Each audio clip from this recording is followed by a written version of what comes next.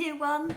I thought I would read you a story because I'm not going to see you now until next week. I have to go and help the children in the pre-prep and reception on Thursday and Friday, so Miss Jensen's going to come in tomorrow and Friday to help in your lessons. So if you need any help, just give her a shout with the chat buttons in Teams. So, what book shall we read? Well, it's a little bit cold outside, even though, as you can see, I'm here in my forest kitchen, and wrapped up in my lovely warm jumper. And I've been missing hearing all the bird song. There are only a few birds around in the winter. The robin and the blackbird are two that you might hear, and I thought I might read you a book called Birdwatchers, and then read you a page from this lovely book that I've got. It's called Slow Down. There's lots of pages in this book, and on each double page spread there's information about something that you might want to know about in a little bit more detail. And this page is all about the dawn chorus. That's when birds wake up in the morning. And then I've got a really good link to help you to recognise the sounds of different birds. Now, January is the best time to start listening for birds because there aren't many around. So you might only hear maybe the blackbird or the robin. And so I've got a really good link that I'm going to put on so you can go on and see if you can hear, and you can make out outside the hear of that blackbird or the robin. So shall we start with the book? The Birdwatchers. Let's open the book.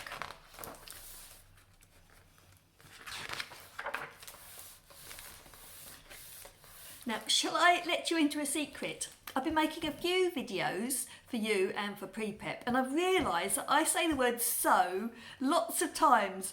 So perhaps if you've got a pen and paper next to you, you can make a tally chart and work out how many times I say so in this video, and that'll make me laugh. So let's read this book. Are we ready? My granddad is a bird watcher. He tells me bird watching stories. He always says, "Jess, when I go bird watching, things happen." Once my granddad said, "Jess, when I make drawings of the birds, sometimes they make drawings of me too." Look, Granddad's up in the tree, drawing on some of the birds. My granddad said, "Jess, sometimes the birds help me when I can't find their names in my bird book." See, Granddad's showing the birds his book. And my granddad said, "Jess, I got all the birds together one morning to record something called the Dawn Chorus, just for you." Now that's just what we were talking about when the birds wake up in the morning. My granddad said, "Birds are amazing, Jess," but I wasn't sure. I had to find out for myself. So one day I decided to go bird watching with him. When we got there, I couldn't believe it. I couldn't see anything at all. No birds. Do you think they scared them away? Granddad showed me how to use his binoculars. Everything was closer, but I still couldn't see anything. Nothing happened.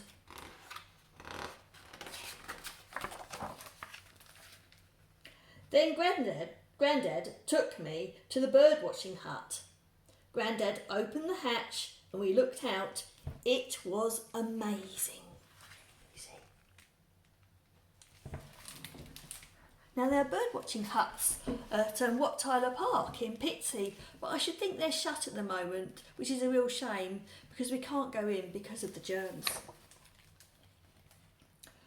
I'd never seen so many birds. Grandad said there were yellow warblers, ringed-necked ducks, herons, snipes, western grebes. We made lots of notes and lots of drawings.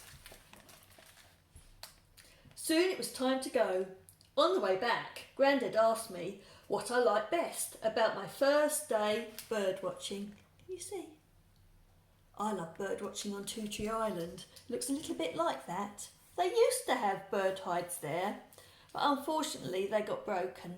But I think they're saving money to build some more, so I can't wait. That's when I thought I'd tell him about a bird watching story of my own. Grandad, I liked it best when the dancing penguins came and we shared my sandwich. Dancing penguins? Did you see dancing penguins in the book? I didn't see dancing penguins in the book either. Dancing penguins, Jess, said Grandad. I must have been looking the other way. I must have been looking the other way too. There we go. The end. I like that book. Sometimes when I write stories, I find it really good because I write the end on the last page too. And you know I've written a book about tadpoles, haven't I? If you can remember it, you might be able to tell your grown-ups. Right, so this is the book. This is the page about the Dawn Chorus. So I read it to you. The Dawn Chorus performs. It's still dark outside as the birds of the Dawn Chorus come together to welcome the light of day. The dim light of dawn is not a good time to forage for breakfast, so until more light appears, the birds hold a singing contest. Performing to defend their territories, their songs must also help them find a mate. Here, the best fed males produce the strongest, most impressive song. Not surprisingly, females choose a mate with the best singing voice, a sure sign that the father will help raise strong chicks. Depending on where you are in the world, the performers in this piece will vary. See it here at dawn in an English garden. About an hour before sunrise, robins and blackbirds begin the chorus. These birds tend to be the first to sing because their larger eyes are more sensitive, allowing them to see in the early morning light. Their large eyes also help them search for tasty insects in the undergrowth.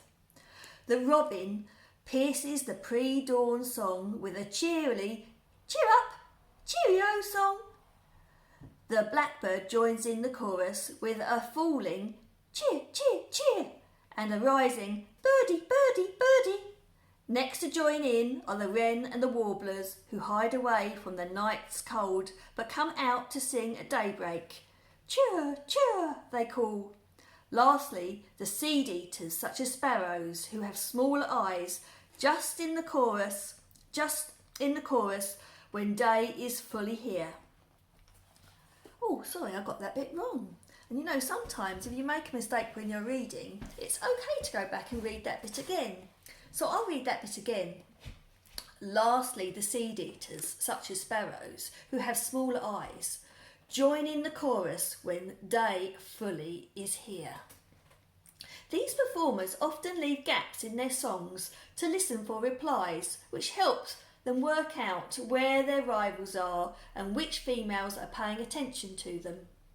And so, before cars turn the corner and the bus begins to move, the world is woken up to the sound of birdsong. So as I said, at the moment, you might only see robins and blackbirds and maybe some sparrows. But if you keep your eyes and ears open, more birds will start coming as the weather improves. And I'm going to put a link on with this video so you can perhaps start to learn to distinguish between the sounds of the different birds. I've only started listening to the bird songs and trying to learn them last year when we were in lockdown last March. I love bird watching, but it's something I'm not very good at, and it's something I need to work at. And I certainly didn't know any of the individual bird songs. So there we go again. I've used that word. Well, year one, I'm going to say goodbye now. So have a good weekend, and I look forward to seeing you again next week.